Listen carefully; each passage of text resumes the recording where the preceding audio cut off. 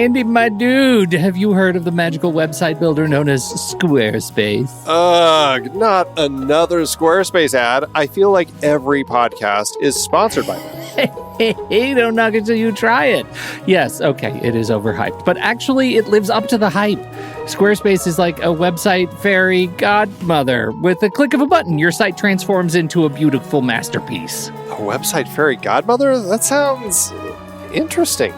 What makes it so magical?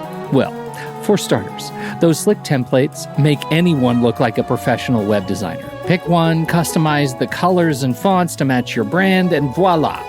Plus, the drag and drop fluid engine is so easy, your grandma could build a site on Squarespace.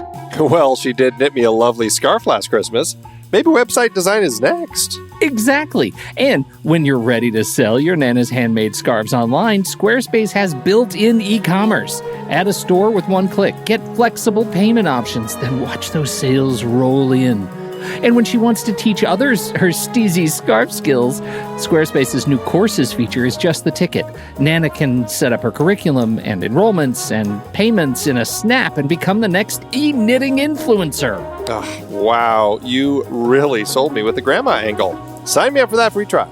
Just go to thenextreel.com/Squarespace and transform your site into a beautiful Squarespace masterpiece. Well, thanks, Pete. Even though it's overhyped, Squarespace actually sounds perfect for Nana's site's needs. Appreciate the warning on the ads, though. I'll brace myself next time I listen to a podcast. Anytime. Let me know if you need any help getting that site up and running.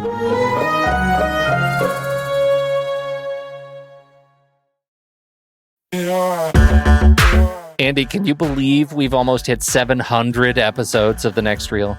I know, it's crazy. And with all the other episodes in our family of podcasts, we are well over 1,200 episodes of movie conversation.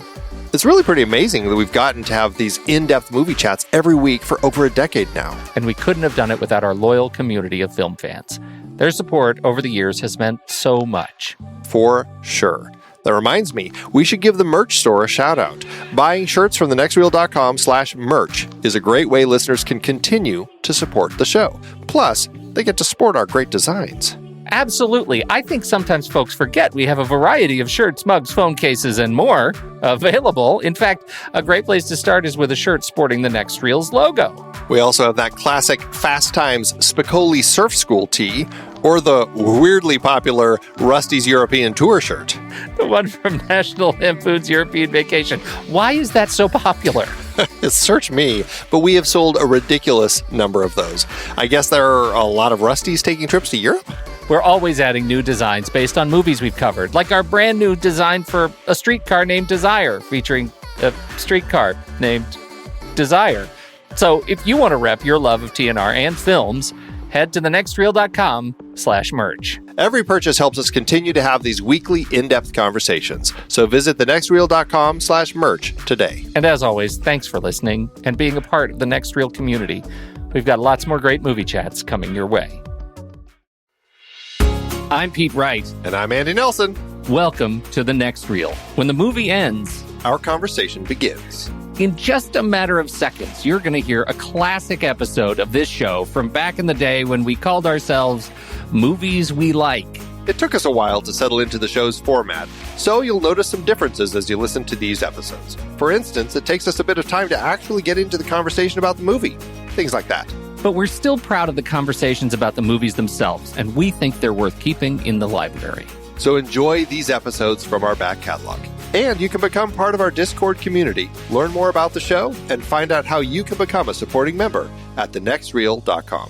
So thank you, everybody, for downloading and listening to The Next Reel. We appreciate your time and attention, and we hope you enjoy the show.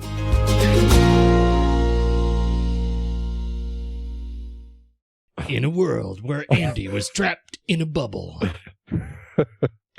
where one man teaches another man what it's like to live in a bubble. Oh man. Okay, so what are we talking about tonight? We're on another deadline because you want to go do your thing. Right. I'm going to go see Superman. I want to. I'm going to try. It's not Superman, it's Man of Steel. Superman every time Steel. And whenever you say Superman, I'm supposed to scream like I'm supposed to be a Foley sound So we never say Superman. We don't acknowledge that is a word. Why not? Isn't that true? That's like in the trailers. I don't When know. they're in the, I haven't seen it. Talk about the S. Yeah, they're talking about the Call S. it Superman of Steel. You said Superman. Is this like the Knights of Knee? Yeah. We are no longer the knights who say knee. So you're off to see Man of Steel tonight. What are you anticipating? I don't know. I mean, I'm not a big Superman fan. I just feel like I need to go see it. So I think I'll enjoy it. The trailers look really fun. All right, let me tell you. First of all, Chad. Yeah, so the stakes are low for you. I mean, what do you care? Nothing. Yeah, that's true. Nothing. Chad saw it, texted me right away, said so good. He loved it. And so because he did that, Steve came in cosmically unaware of this, but karmically aware, and said, meh, 58% on Rotten Tomatoes, meh. So I have not seen it. I'm just saying, let Chad and Steve be the angel and devil on your shoulder. That's right. I'm going to picture that the whole time. I want you to. And they're both wearing capes. Capes, but no other uniform, just like street clothes. There's no S on their chest. No. It's a symbol meaning hope. Or maybe it means hope on one side and it means despair on the other. Right, because it's not an S. We can make it whatever you want it to be. That's right. It's just a symbol. This is The Next Reel, everybody. Thank you so much for downloading and listening. You can find us at thenextreel.com. You can head over to facebook.com/thenextreel and jump in on the conversation on the links that are over there. And you can also find us in iTunes and subscribe for free and get The Next Reel delivered to you every single solitary stinking week. Like a virus that you just can't shake. Like 52 times a year. Coming back. It is 52 times a year. Of year. In a world. In a world. Yeah. So that's the spirit. What do we have? What other old business do we have to talk about?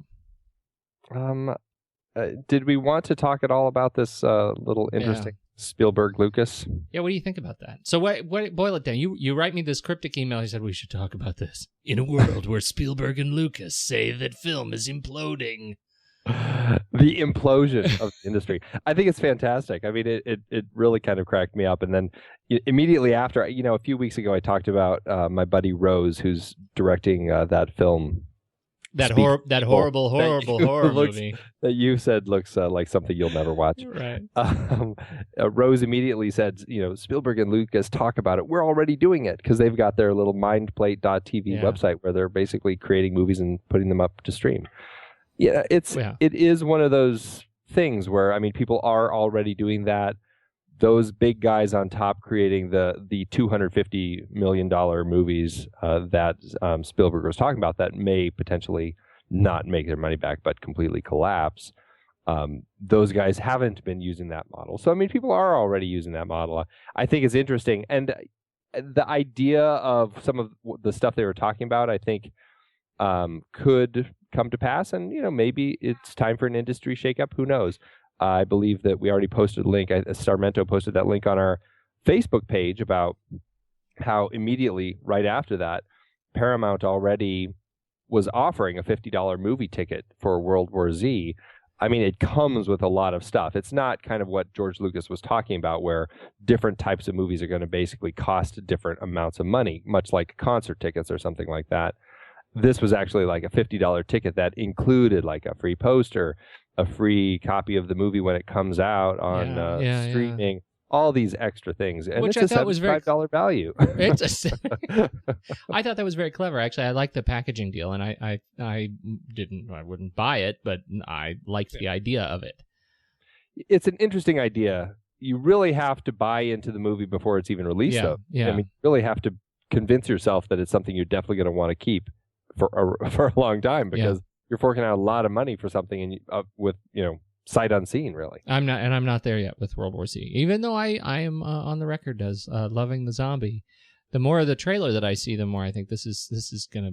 I don't know if this is gonna be my Chinese food meal. Like, I'll really really love it while I'm seeing it, and then I'll be hungry again in a half hour.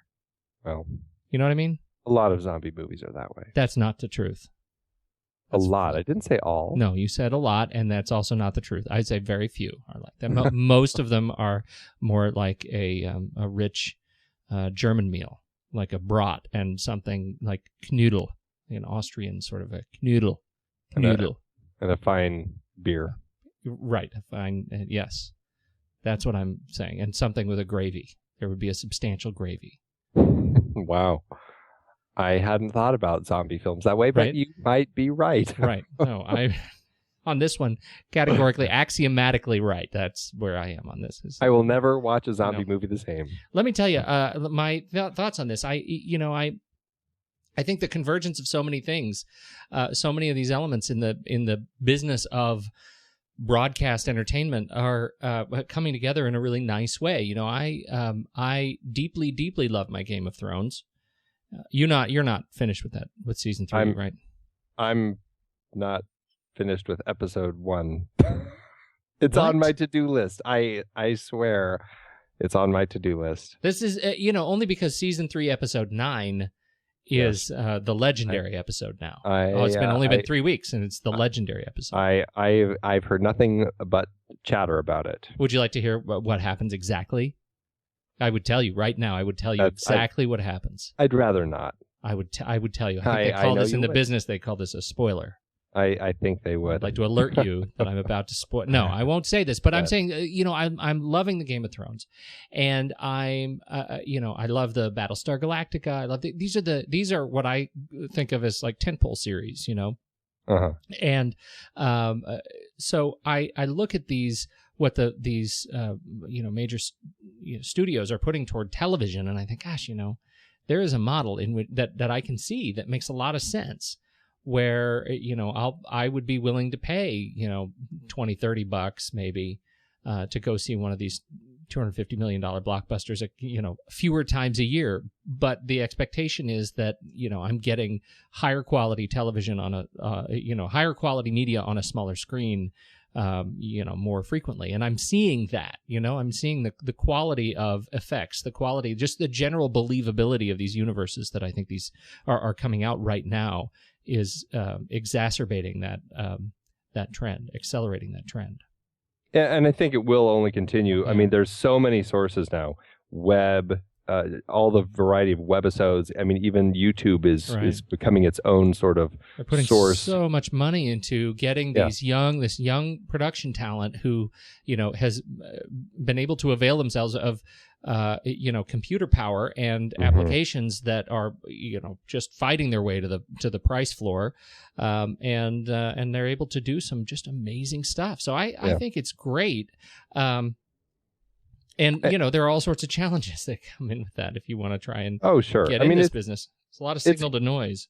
It's going to make a big change in the industry. And I think for some of the young people breaking in who are really going to be adept at navigating the multi-tiered platform attack that you're really going to have to take with things, I think, people will really have a good understanding of how to jump in and do all of that. Right. Spielberg might be right. There may have to be a couple really big tentpole films, things like After Earth, that cost hundreds of millions of dollars, whatever it is, and completely bomb at the box office, not bringing in any money, and just become something that is a sign for times to change. Right. Did you see After Earth? I still haven't. Yeah, sign of the times right there. Me neither. Yeah. Maybe I'll rent it down the road, but it's nothing I'm going to be putting at the top of my queue. Yep. Tentpole movies like my first trailer. Oh yeah. The evening. This one I had to actually call dibs because I knew you were hungry for it. Hungry. I was about to bite. I called dibs on The Hobbit #2, The Desolation of Smaug. What do you think of it? I'll tell you, this is the second of the 3-part Hobbit trilogy. I was not crazy about The Hobbit the first time I saw it. I saw it as I am, again, on the record, 48 frames per second, IMAX, like the full blown thing, right?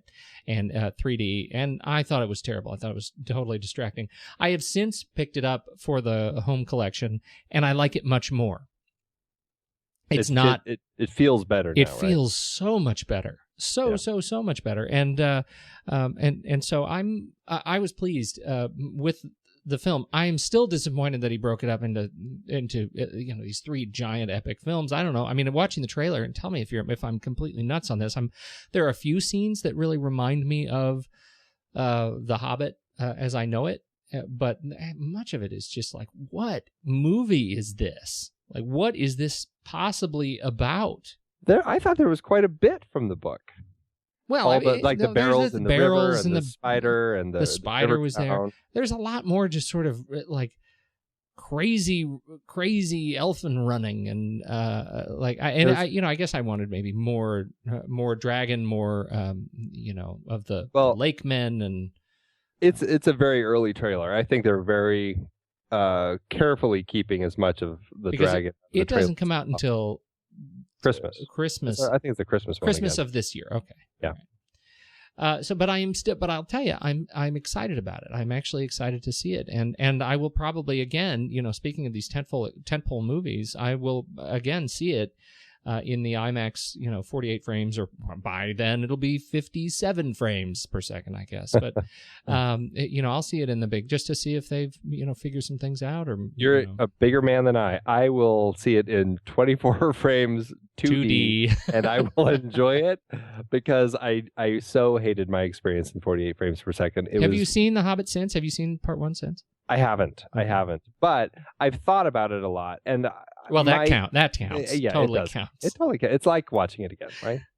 I really think I enjoy the idea of breaking into 3 stories now, and I think one of the reasons is because I always felt, and this is something that came up when we talked about the movie, I always kind of felt like the dragon was the end of the film. Like I remember that animated version from the 70s. That was kind of what I grew up on before I read the book. I saw that.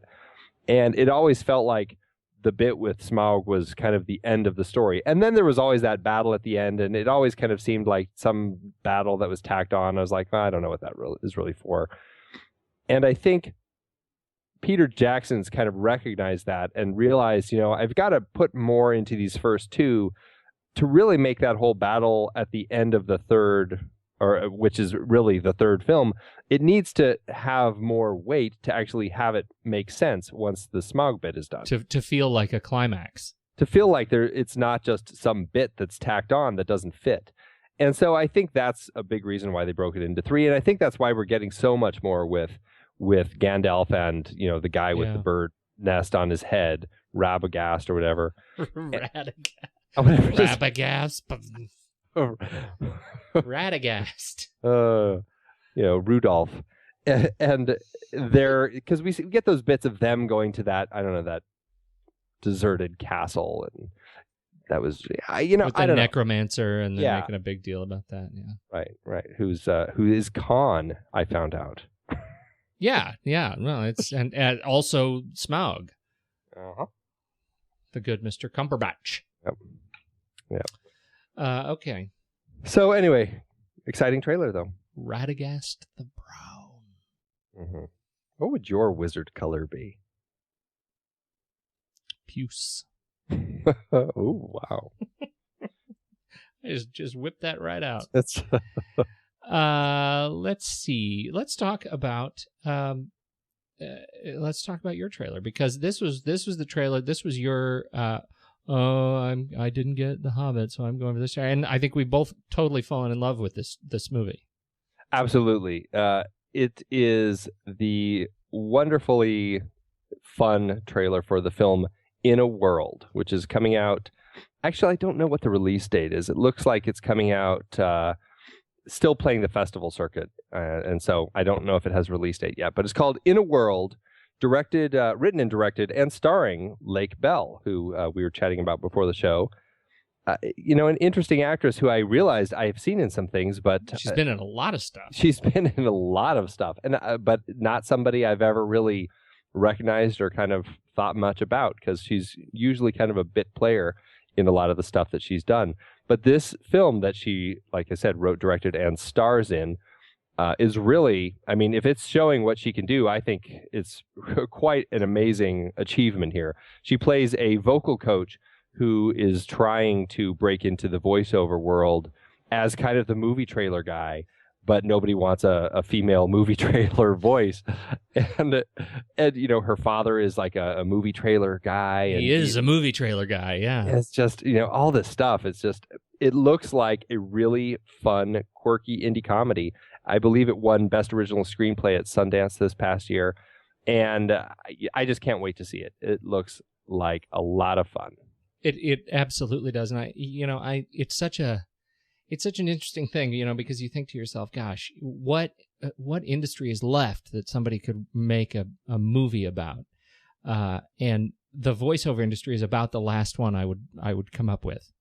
Yeah, it's certainly not something I was expecting. My friend sent me the link to this, and I was like, oh, that must be one of those little YouTube spoofs where people just collect a whole bunch of, voiceover trailer clips and put it all together. Sure enough, it was an actual film, and I hadn't heard of it, but it looks really, really clever and a lot of fun. It really does. It looks great. Like, Belle looks great. And the supporting cast in this movie, it's all that kind of... they're just, it's today's kind of soft-spoken funny men throughout this film. It looks really, really good. So, yeah, Fred Melamed looks great as her father. He had that pretty hilarious turn into Serious Man. You've got all her clients, Eva Longoria. Eva Longoria is one of her clients, yeah. And Eva Longoria, just put the cork back in your mouth and practice the vowels. Oh, just great. Good sports. So that is my trailer. I think it looks like it's going to be a lot of fun, and it's hopefully going to get a nice release. I'd love to see it playing in theaters near me. You should see it in ones that are near you. Yeah. If it's playing in a theater near you, maybe I'll come and visit. You should come see it. But until then, we should also talk about the movie we're going to talk about tonight. We're moving into heist movies. Woohoo! Officially. I feel like we had a little bit of a false start with our very special episode, our transition episode, the Film Board see, I've already forgotten the name of it. Now You See Me. Talk about a Chinese food film. That's what, man. Yeah. Street food. It was not good, but that was our intention, was to move into heist movies, and tonight we are officially doing that. We're doing the Bank Job 2008 British crime film directed by Roger. That's Roger with no D, because he's using it in his last name, Donaldson. Roger Donaldson. That is right. Now, this was an interesting film. Stars Jason Statham. It's based on a true story, the Baker Street Robbery from 1971, in which money and many, many, many valuable things were stolen from a vault. And naughty things. And naughty things, governor. Were stolen from a vault in a very clever way and never retrieved. What do we think of this movie now that you've watched it again? I think you were the one who threw this one on the list. Yeah, I thought it was an interesting pick. I have so much fun watching this movie. I think it's a really interesting story. Jason Statham is not somebody who I watch regularly. A lot of his high-octane action movies, I've just never really been that interested. What about Crank 2? Not on my list. Crank is actually high. Crank 1 is high on my list. Crank 2 is not. I haven't seen either. You go ahead. Maybe I'll watch them one day. I usually don't get into those quite as much. But there was something about this film, and maybe it was just the really kick-ass 70s style movie poster that drew me in. But I watched it, and I just had so much fun watching the story. Not that the film is just like a fun Ocean's 11 type of robbery story. It definitely is kind of it's based on a true story. It definitely goes down a kind of a dark road.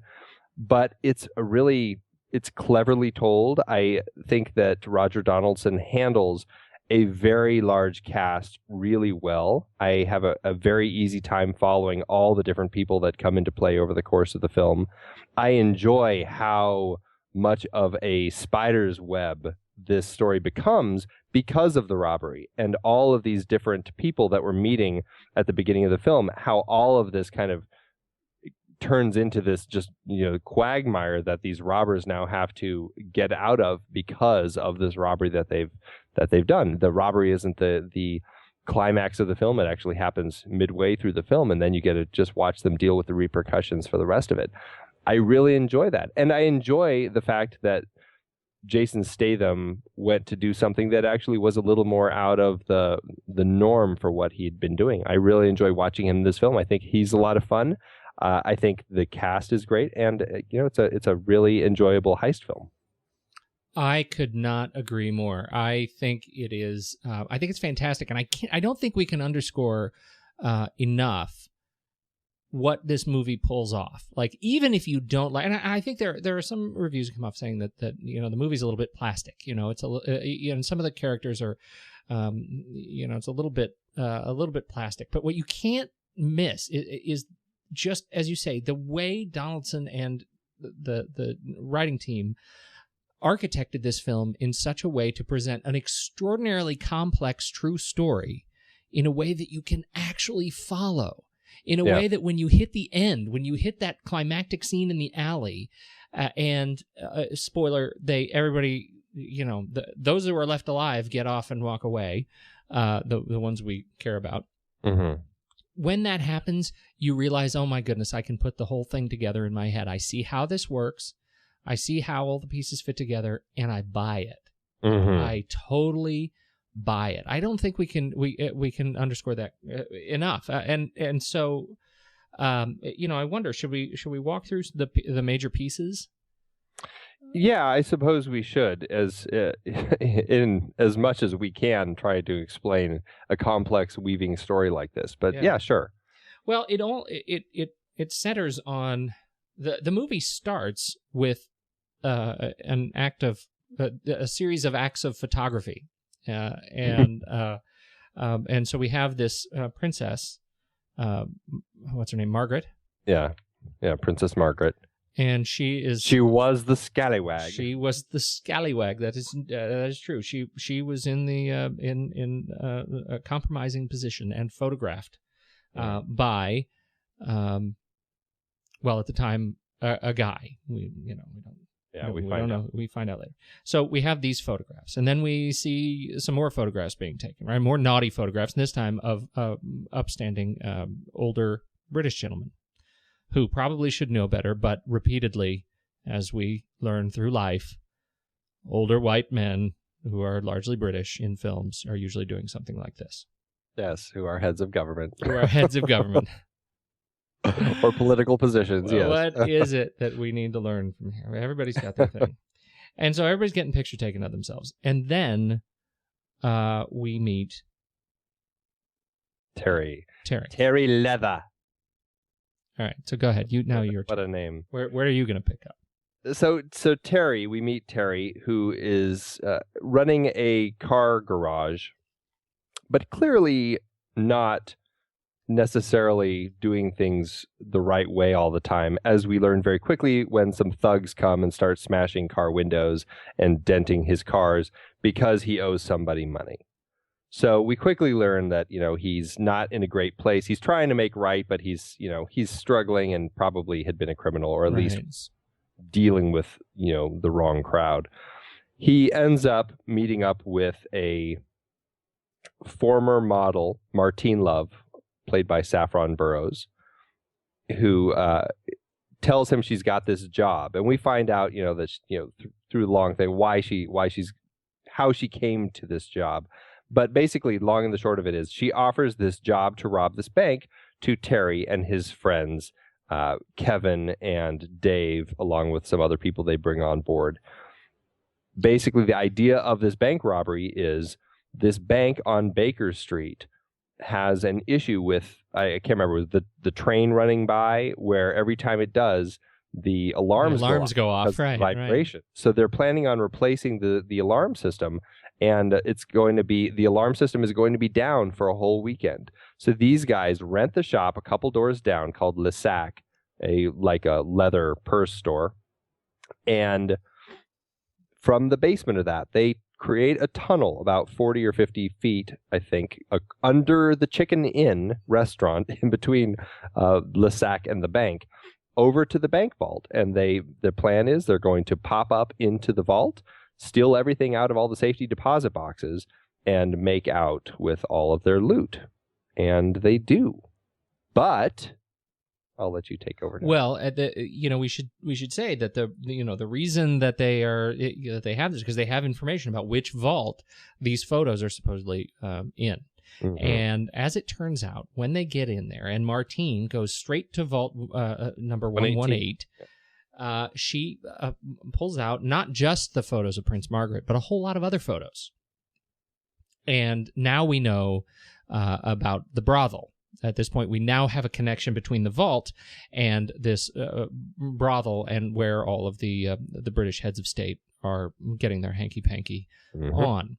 And so now we have this connection between, we should talk about Michael X? Yeah, Michael X, who's kind of the British Malcolm X wannabe, this kind of slumlord thug who is the one who we find out was taking pictures of Princess Margaret down in the Caribbean and has them stashed away in his vault. And when he gets caught for doing other things in England, he basically has this as a free pass and doesn't go to jail, is able to leave the country, all this sort of stuff. So there's very suspicious stuff going on with this Michael X. Right, and so he's the one who's been collecting photos of everybody.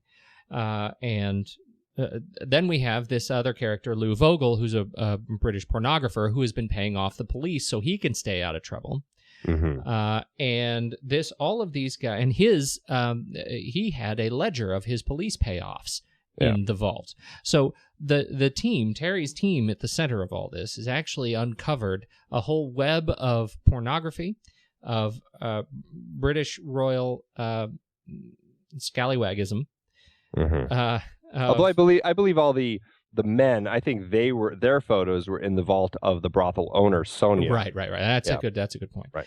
So we have Sonia. We have we have Michael X. We have all this is Vogel. They're all uncovered in the robbery of the vault, along with 4 million pounds of jewels and money that was what do we say? At least 100 of the vault owners never came forward out of the 300 some odd to claim, or to even say what was in it. Right? Yeah, and that was $1971, which I think today I saw a figure. It was closer to.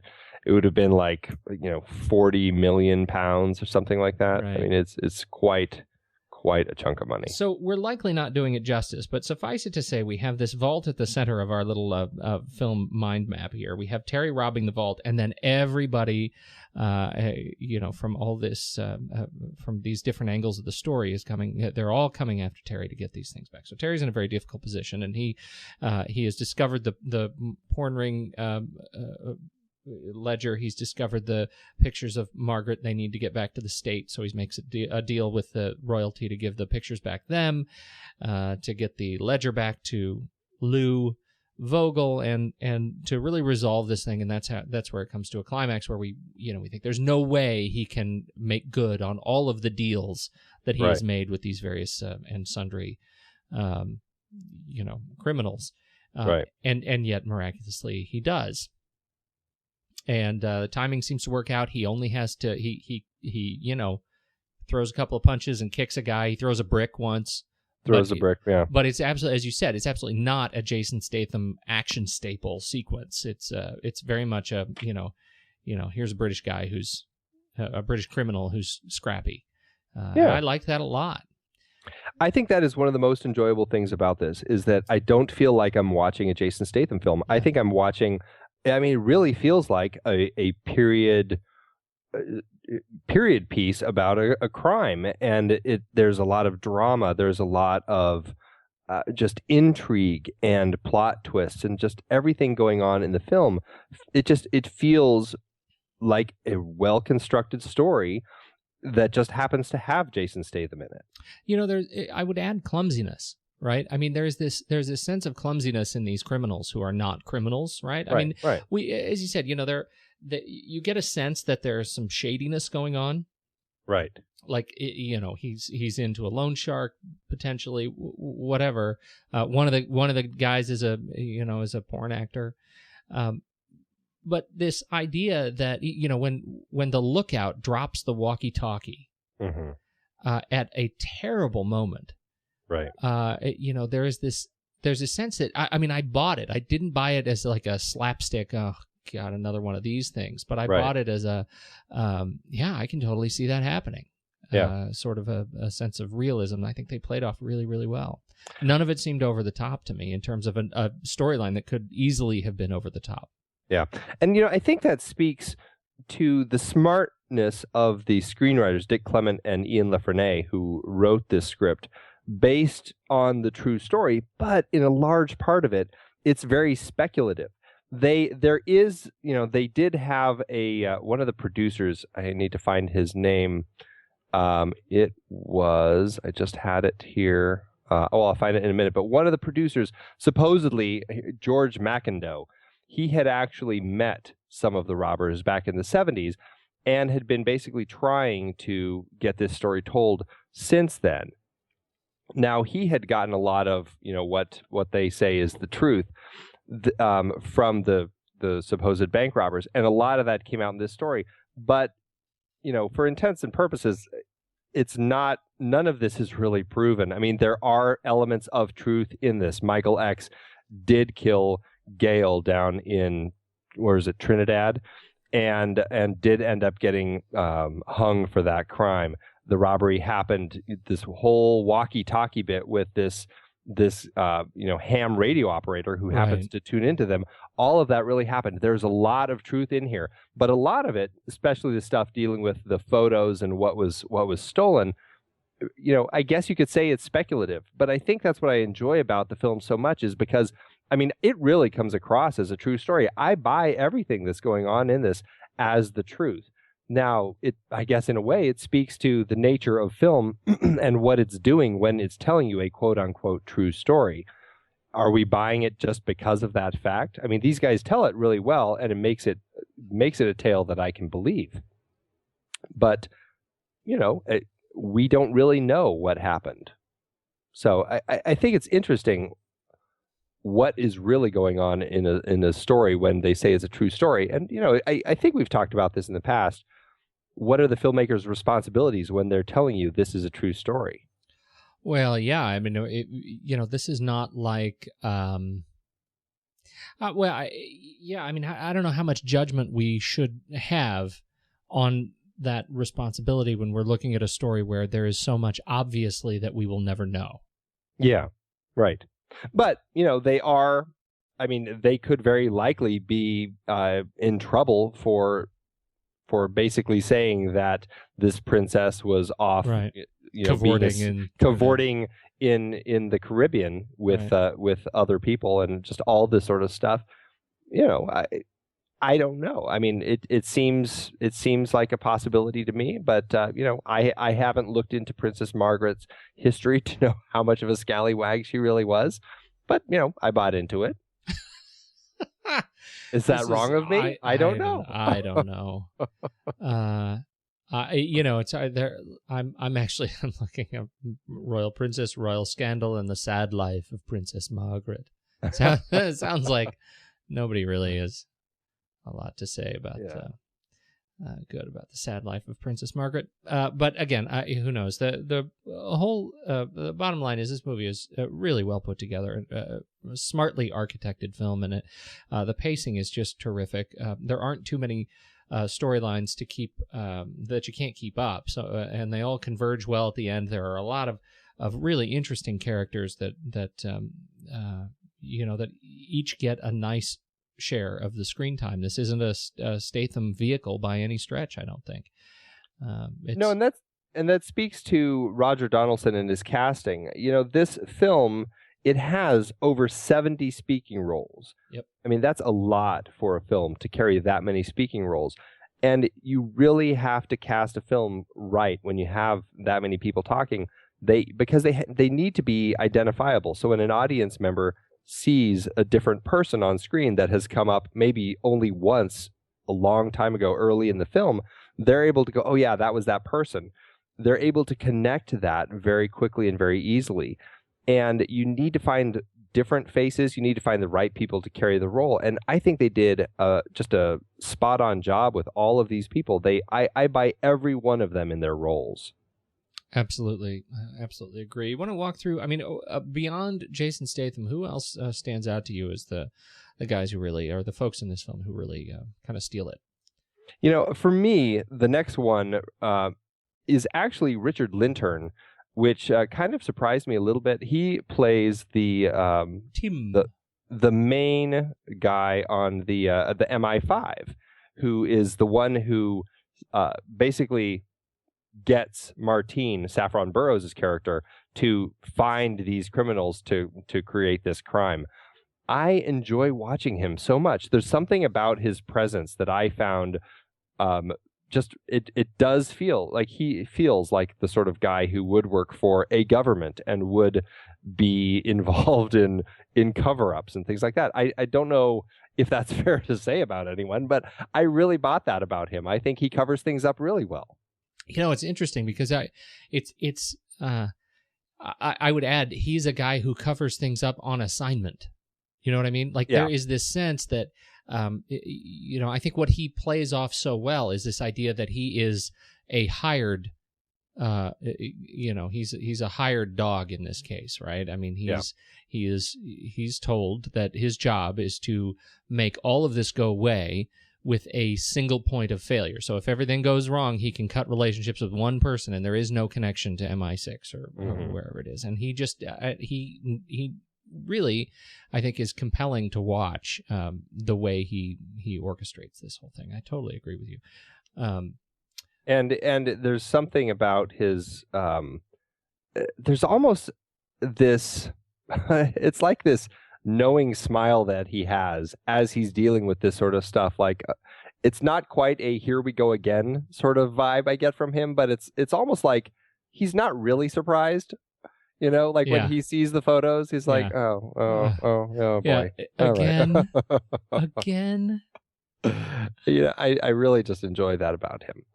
So he stands out. And then I have to say David Suchet as Lou Vogel, I think is just a really great, creepy porn king. I think he does such a great job as this porn king who is after the guys once they steal his ledger. Totally agree. He is so good. And what's great about him is he is somebody that a lot of people probably know. I don't know if maybe not over here in the States, but he is for many people, he is Poirot, Agatha Christie's Poirot. That's what he is so recognizable for. And it's so funny to see him as this just terribly just evil porn king. And he's so good at it. I just love him in the role. I totally agree. You know, I love that he's passing a kidney stone. I think it's such a nice touch. Again, going back to the writers, all these little touches that they have, things like that really help you identify with these characters all the way through. And the line that David throws out when he's being tortured by Lou Vogel's torture guys. Mm-hmm. He sees him torture guys. Torture guys, yeah, that's what they're on their business cards. That's right, torture guys. He sees him taking the pill for his kidney stones, and he's like, "Oh, I got this kidney stone." He's like, "Oh, I could use one of those right now." You know, great little moments like that. Because I mean, Dave still, in a weird way, maybe kind of looks up to Vogel because he's the guy who gave him the job in the porn film. So. Right. You know, there's a sequence to me. I think one of the scenes to me that I think really stood out is when Terry goes home. Yeah. And we have the scene with his wife Julie, played by Casey Battrip. That's it. That's what I just don't know. Yeah. Sounds good. That's one of those sequences, the spousal confrontation sequences that I really have come to like so much recently, particularly after our discussion of Network. And I think this is one where she does just a fantastic reaction to him. It's that whole sequence of her saying, I stood by you, I never gave you up. And I think that was a really powerful moment. And she's only in the film just a few minutes, but I really liked her role in their relationship. Although I think you're talking about Keely Hawes, who played his wife. Oh, Julie was the daughter. You're talking about that's right. Yeah, Keely Hawes. That's right. That's what I'm talking about. Keely Hawes. Yeah, who really I felt so much emotion coming out of her through the film. I think she really, that was another thing I found really interesting. And I don't know why I should find this interesting, but in a Jason Statham film, just the fact that he had a spouse. Yeah. I don't know. It struck me as, that's really interesting. I mean, it's based on a true story, I guess, but I just love the fact that he had a wife. He was dealing with marriage troubles just like anyone else, and was working to make it work. And I really enjoyed that element of the story.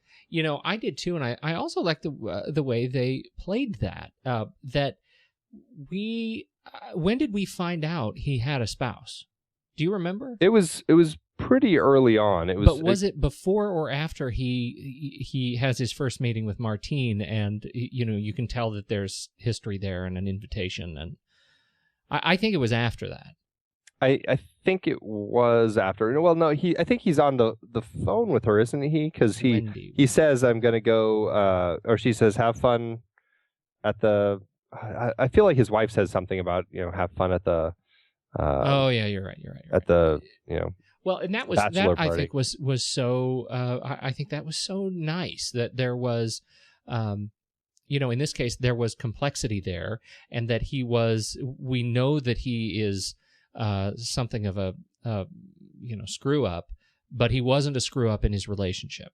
Yeah. There was fidelity there, in spite of the fact that he's robbing a bank, he was. There ends up being infidelity. There ends up being a little bit of infidelity, but he ends up doing right by his family, and I thought that was a nice bit.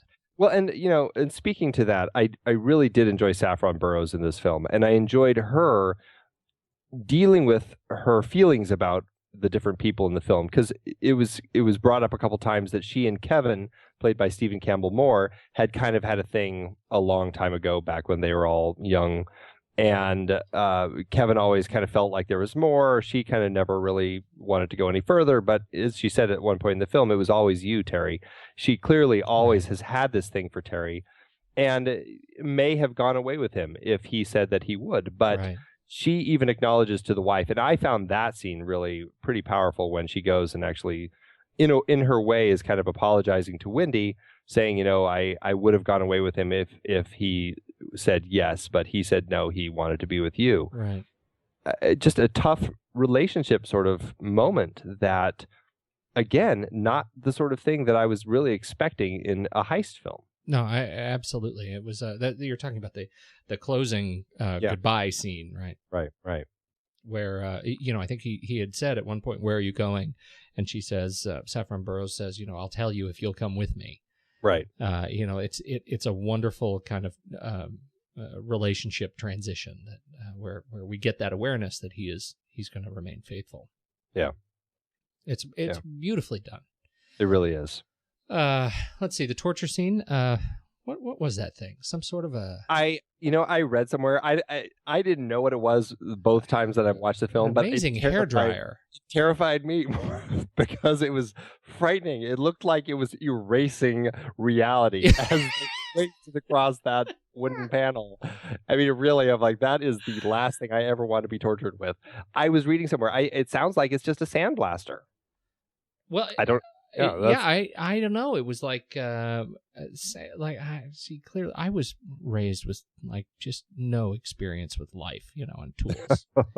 And so I see these things and I think there's no way that's real. There's just no way. That's not a thing. Tortured. Anyway, I can't find. It was something like heat. It was like a hair dryer thing. Is it the thing you take off paint from cars or something? Yeah, that's right. Exactly. Oh, it was horrible. They like you say, they just erased his ankle. Yeah, it was pretty awful. That was horrible. Yeah.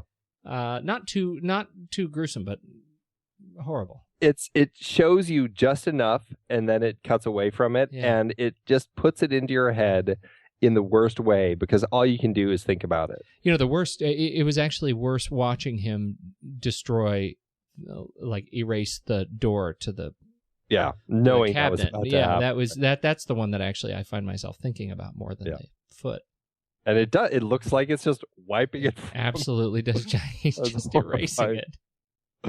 Oh, it was bad news. Yeah. Okay. So, who else do you want to talk about as we go through here? Any of the lore? What was the name of the main Tim's boss? I don't know. They're all. That was. Oh, I know who that was. Was that Peter Bowles? I think it was Peter Bowles. I don't know. I quite. I think you're right. It was Peter Bowles. I quite like. I quite like his performance, mostly because of his ability to play. Try to be completely sophisticated, but know that he has no control over anything that's going on outside that office. And because he set up the primary rule set that there should be only one connection in Tim.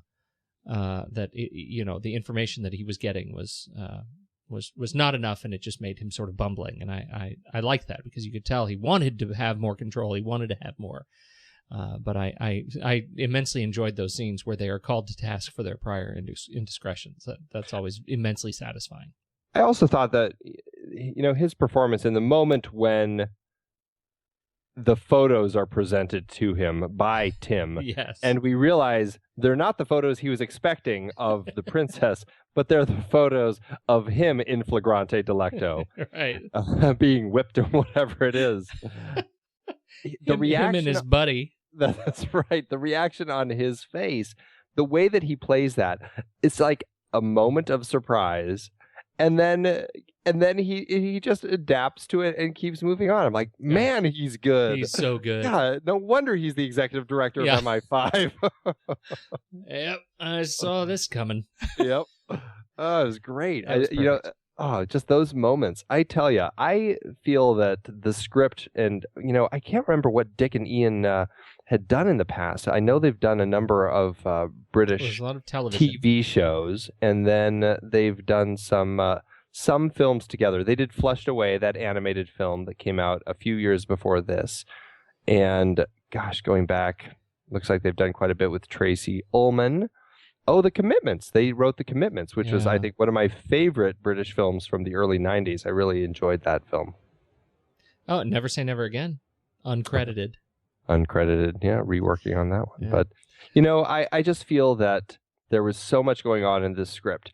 And to find as many small character moments as they found for all these characters in the film, and obviously the actors playing them, but I feel like these guys really hit it out of the park with this script.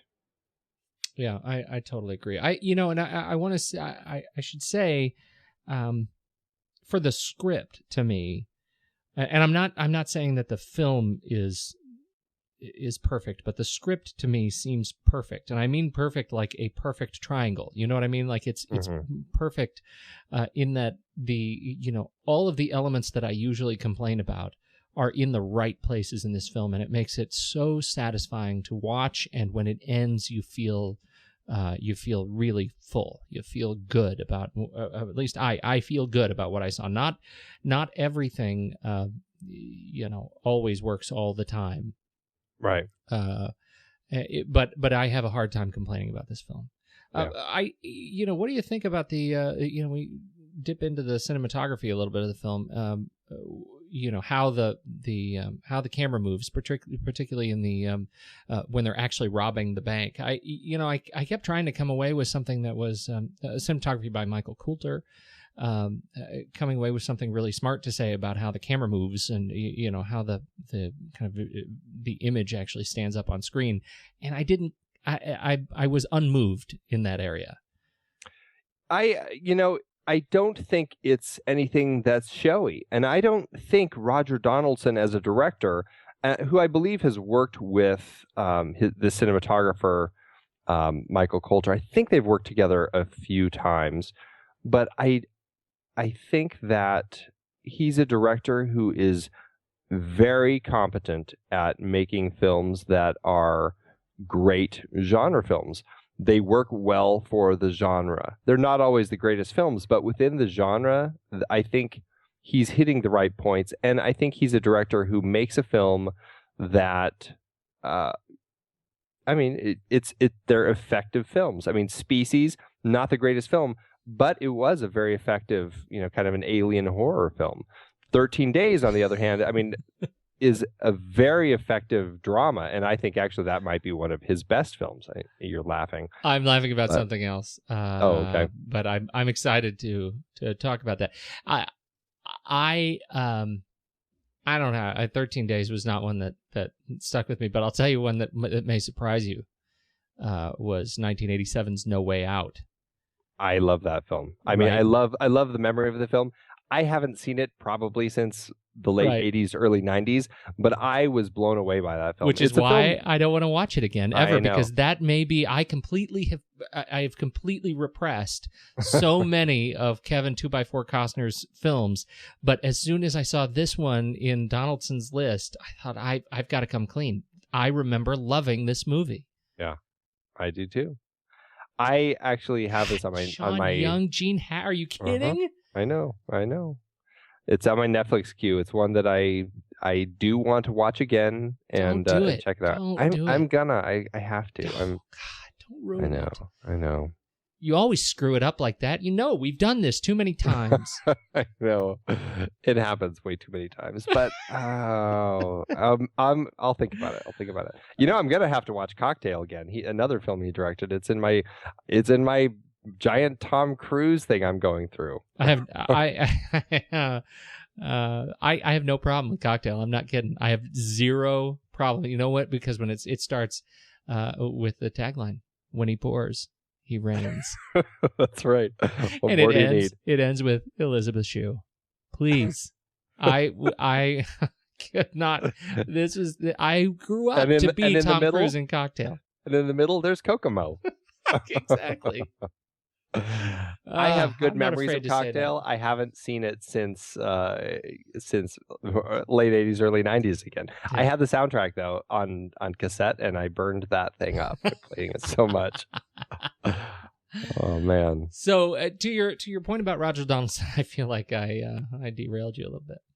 No, but really, he is an effective director. He makes films that I think are effective for the genres in which they are in.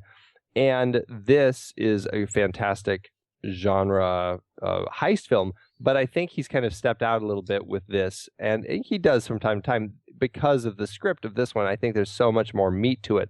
But Roger Donaldson isn't a director who I think you could watch a film and go, oh, that's a Roger Donaldson film. He's not one of these, he's an Australian born filmmaker who's from who I think he lives in New Zealand. He's not a filmmaker from down there that stands out like George Miller or somebody like that. He's not who you think of when you think of great Australian directors, but he is a very effective director who makes effective films. And I think, going back to the cinematography, which is how we got onto that, I think the cinematography, I think the tone they took with it, kind of that desaturated tone, the costume design and production design in this, I think is spot on perfect. I love everything about the look of this film. It feels straight out of the late 60s, early 70s. And I think Michael Coulter captures the look of it very well and very effectively. I don't think there's anything showy at all about the filmmaking style, but I think it's very effective. Yeah, I guess I should. It sounds like I'm a downer on it. I guess I am only in the sense that you're right. There is nothing showy about it, and that likely is what allows me a more intimate relationship with the what's going on screen. There's nothing distracting about it, I should say. To its credit, I liked I liked the music, but again, this is not one that I'm going to run out for the soundtrack for. it works. I think it works really well in the context of the film. Exactly. It's elemental, foundational music. Yeah. It's, again, Roger Donaldson jumping in with J. Peter Robinson, who he's worked with on a number of films previously, including Cocktail. Oh, well, see, all the more reason I need to see that again. That's right. That's right. I'm getting close to Cocktail in my Tom Cruise series. I've made it to Legend, and Netflix. It's in the short wait list, and I'm stuck with it. So, waiting for Legend to arrive. All right. Well, let's talk about numbers and flick chart this thing. Yeah, the numbers on this film, it did pretty well for itself. The budget was $20 million. Princeton Advertising another $15 million, so total budget $35 million. And it made domestically here in the States $30 million and internationally almost $35 million. So it made its money back. It did well for itself. It made per finished minute, it was 110 minutes, $271,461 per finished minute. So and where does that put it in? What comes before and after that? It's again, with none of these taking into account any sort of inflation. All the President's Men is immediately before it, and Leon is immediately afterward. So there you go. It beat out Scoop. Okay. All So right. You can't argue with that, right? No, you really can't know anything that beat Rush. Did it beat Rush? Yes. Okay, so let's flick chart this thing. Let's see where this thing lands. Yeah. Flick chart. You can find us at flickchart.com/thenextreel, and that's where we have our running list of ranked films that we have talked about on the show. We're racing. We're at a breakneck pace to our top 100, which will be a top 100 as soon as we get to 101. That's right. That's right.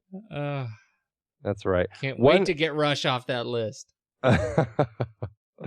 One last little bit before we flick chart it that I forgot to mention. I don't think that we think about this very often, but as Americans, but when we're watching a British film, and this definitely still holds true for a film that takes place in Britain in 1971, I don't think we think much about what it is when a gangster pulls a gun out on a person.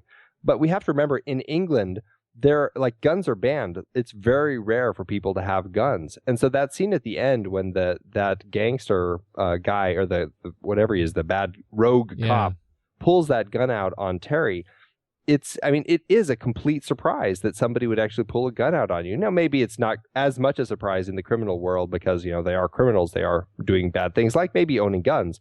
But still, it's not something that I think is regularly expected. It's more likely, a billy club or a cat of nine tails, or I don't know what they actually pull out. Cat of nine tails? No, what? I know they're not playing that out. I just had to come up with something crazy. Well, I can't have a gun, so spiked collar, or maybe some fuzzy handcuffs, or stop. Fuzzy handcuffs. What is that? Is that all right? Ready to flick chart it? Do it. Bank job or the girl with the dragon tattoo? Wow, are you getting a call from space? That's right. I'm getting my Morse code message from space. Yeah, sorry. This is it's ironic that this would be the first one. I'm already having a hard time with it. I actually feel like I would go with the bank job. I feel like I find it a much more of just a breakneck pace watching it. I mean, Girl with the Dragon Tattoo is a very enjoyable film, but it's a film I still feel like I may prefer the Swedish version over this one, and so I feel like I would go with the bank job on this one. All right, I agree with you, and I agree with you actually for that last reason more than anything else. I deeply enjoy watching that, but I think I'm conflicted by the fact that it was such a recent remake, and the Swedish version is so strong. Yeah, I completely agree. Marathon Man. Bank job. Yeah. I agree. Oh, here we go. Getting up in there. The bank job or the treasure of the Sierra Madre? I got to go with the Sierra Madre. Me too. Yeah. The bank job or Dark City? Dark City. See, I think I would go with the bank job. I'm torn on that one. You know I love the Dark City. You know it, Andy. I know. Okay, I will go with Dark City because The Bank Job is an amazing heist film, but it is a genre heist film still. Dark City is really, truly unique and something that I don't think I had seen before. I didn't even have to do any work on that one. I know you didn't. Well said, Andy. I agree. Let's go with Dark City. The Bank Job or When Harry Met Sally. You're going to go Harry and Sally, aren't you? This is one of those ones where it really is a mood thing for me. I really could go either way on this one. I'm going Bank Job. And maybe it is a mood thing. Maybe it's because I'm so rarely in Harry and Sally romance mood anymore. I'm not. I just. What does that say about you? That's my problem. I can't believe I just said that out loud. Luckily, my wife doesn't listen to the show. All right, we'll go the Bank Job. Okay. Here's a tough one: The Bank Job or The Outlaw Josie Wales. Oh man. Okay, I'm gonna say Josie Wales, because of its role in pivoting a genre. Yeah. I was gonna go with Josie Wales, so I'm glad I didn't have to twist your arm on that one. Yeah, no, I think so too. All right. Bank Job, number 20 out of 93. Nice. Well done, Jason. Yeah. Who'd have thunk it? Who'd have thunk it? Yeah. And next week we're going to continue our Jason Statham series, right? With Crank. Oh, Crank 2. Funny guy. This was good. What are we going to do next week? Well, this is the first of our heist series, and we still would love to hear from all of you. What are some of your favorite heist films? We want to know what. Well, then wait, did you put the thing up last week? I did post a question up on Facebook, so you can go to Facebook. I'll post it again. Yeah. Up there. If you have any favorite heist films that we're not covering, let us know. Or even if the ones that we're covering are your favorites, let us know. We'd love to hear from you. We're starting with The Bank Job, which we just discussed. Next week we're going to be doing The Town, Ben Affleck's second film. Then we're going to jump to Inside Man and follow it up with The Killing.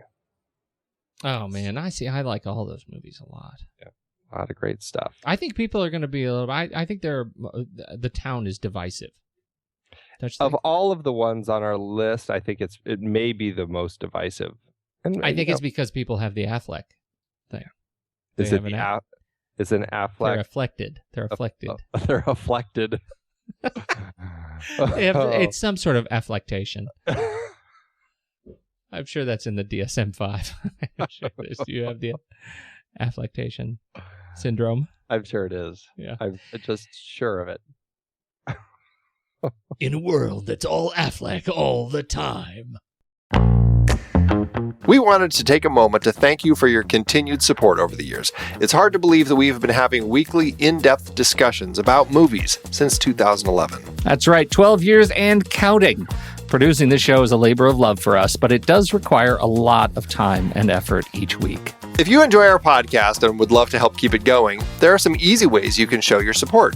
One is by using our Originals page to shop for the original source material that movies we've discussed were based on. That's right. In Season 1 alone, we covered 13 films adapted from books or plays, from Charlie Kaufman's adaptation to David Fincher adaptations like Fight Club.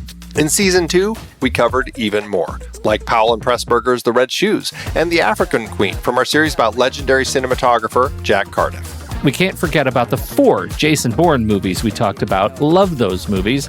Well, the original trilogy, at least. For our Richard D. Zanuck series, we did Jaws, Rush, Big Fish, and more. And for our horror series, we talked about John Carpenter's The Thing, which was adapted from Who Goes There? We did our first great car chase series with movies like Bullet, The French Connection, and Drive. And for the holidays, we did Preston Sturgis's Christmas in July. We had a great John Huston series with adaptations like The Maltese Falcon and The Treasure of the Sierra Madre. And for our baseball series, Moneyball with Brad Pitt. Have I told you lately how much I love that movie? Yeah, I think you have. Plus our Magician series and Heist film series had adaptations as well. Tons of page-to-screen gems. Listeners can find the details and links to the original material at thenextreel.com/originals. Every book, play, or movie you buy through our links helps support the show, and it's no extra cost to you. So dive in and get your next read today. thenextreel.com/originals has all the films adapted from other sources that not only we have covered, but all of the shows on the Next Reel family of podcasts. Check it out and get reading. Support the show and build your reading list. It's a win-win. Head to thenextreel.com/originals.